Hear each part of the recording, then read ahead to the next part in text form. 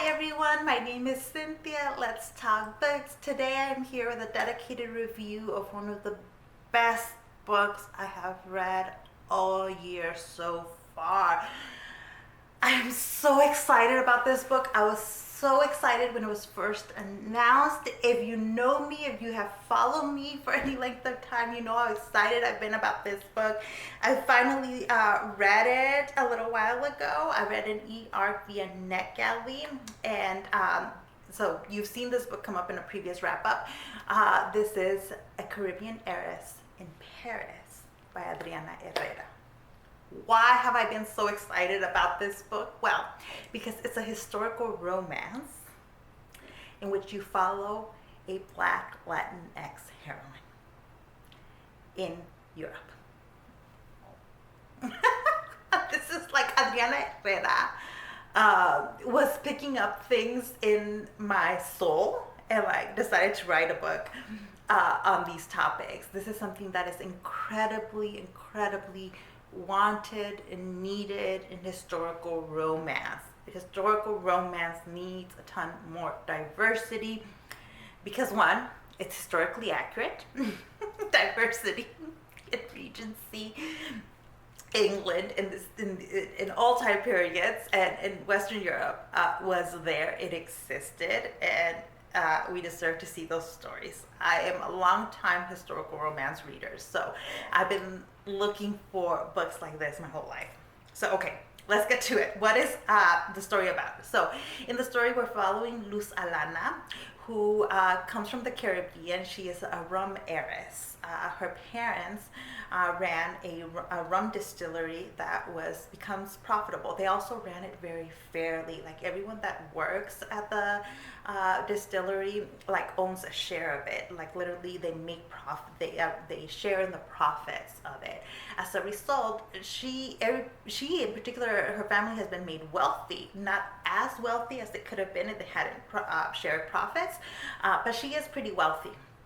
Her father now, though, has passed away, and he has not left her the rum distillery. He leaves her a fortune, but in order to access the fortune, she has to go talk to her, the manager of the money, who is in Scotland, because he will not release it to her on just because the clause in her inheritance says that the money will be hers when she is married or when the person left in charge of it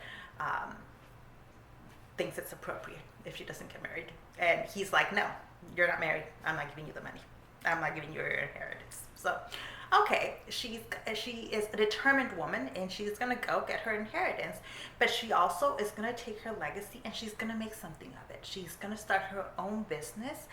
She is incredibly business savvy. She knows what she's talking about. So she heads to Paris first for the World's Fair to exhibit her rum and to make new business connections so she can get her new business started.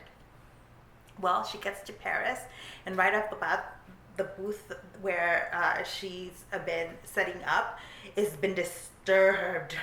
She runs over there, and turns out it's this whiskey distiller who's been messing with her booth. And it turns out that this whiskey distiller is James Evanston Sinclair, the Earl of Darnick. It doesn't matter. Evan is here, and there is an immediate spark. Evan is at the World's Fair to exhibit his whiskey, his family's whiskey. His mom left this piece of land to him, but it's not officially him. His dad's still in control of it, but he's been running this whiskey distillery this whole time. So what he wants is to buy the distillery from his dad, but his dad is a jerk. Typical European titled man. He is a jerk. And it turns out Evan has actually been working with his half-brother, who is an illegitimate child, but should have been legitimate legally. And so there's this all backdrop of like these two brothers trying to restore things as the way they should have been and basically screw over the dad. In the meantime, though, Lusalana is like, I need to focus. I need to focus on my business, and you, Evan, are just a distraction until they decide that, maybe getting married will fix both their problems. I love those tropes. The chemistry between those two characters sparkles. There's found family. Lusalana has now lost most of her blood relatives, but she has a sister and she has this group of friends. They call themselves Las Leonas, and they're all in Europe and they're all helping each other, and they're all like, it is just the kind of friendship that we get a window into here. It's just, I loved so much. These are all amazing women, and I can't wait to hear each of their stories. We're already getting hints of which direction those stories might go. There's a lot of discussion of rum making and whiskey making, and I'm not even a big drinker, but I love all of that. Like, I love it. I love going to whiskey distilleries, rum distilleries, to breweries, and hearing people talk about the things that they're passionate about, which is, the distillery brewing process. And so this book was just mwah, mwah. I'm like, what more can I tell you to sell? Actually, if you're not sold at the title, A Caribbean Heiress in Paris, I don't know what to tell you. I think that sells the book. It has this amazing cover. The history is handled so beautifully. Not that it needed to, right? Historical romances don't need to be historically accurate. But the commentary Adriana Herrera sprinkles throughout here, like commentary about the English, the French, and colonization, is just, this is the kind of thing that has been missing in historical romances for so long, particularly historical romances set in Europe.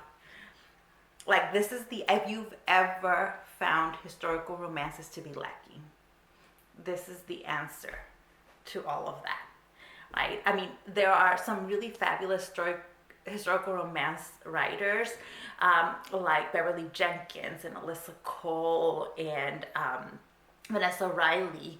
But out of those, Vanessa Riley is the only one who writes books set in Europe. So here's another one that is just, like, I hope we get more of these. Please, please, please, more of these kinds of historical romances. There's an audience for them, primarily me, but I think lots of you as well. So I should just stop and ask you all if you're planning on read it, so we can gush about it down in the comments section. And yeah, just let me know what you think down below. And thank you so much for watching this video. I'll see you in the next one. Bye.